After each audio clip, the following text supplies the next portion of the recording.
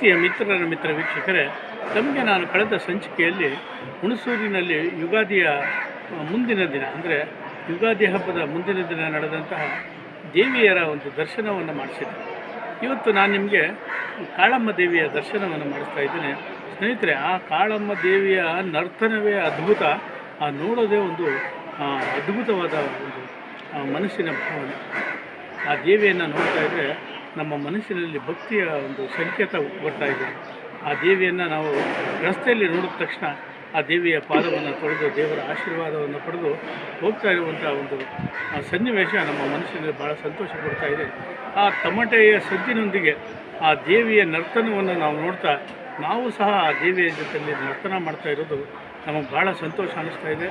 ಬನ್ನಿ, ಈಗ ನಾವು ಹುಣಸೂರಿನ ಪ್ರಮುಖ ಬೀದಿಗಳಲ್ಲಿ ಸಂಚಾರ ಮಾಡ್ತಿರುವಂಥ ಕಾಳಮ್ಮ ದೇವಿಯ ದರ್ಶನವನ್ನು ಮಾಡ್ತಾ ಆ ತಾಯಿಯ ಅದ್ಭುತ ಒಂದು ನರ್ತನವನ್ನು ನೋಡುವಂಥ ಅನುಭವವನ್ನು ಪಡ್ಕೊಂಡಿದ್ದೀವಿ.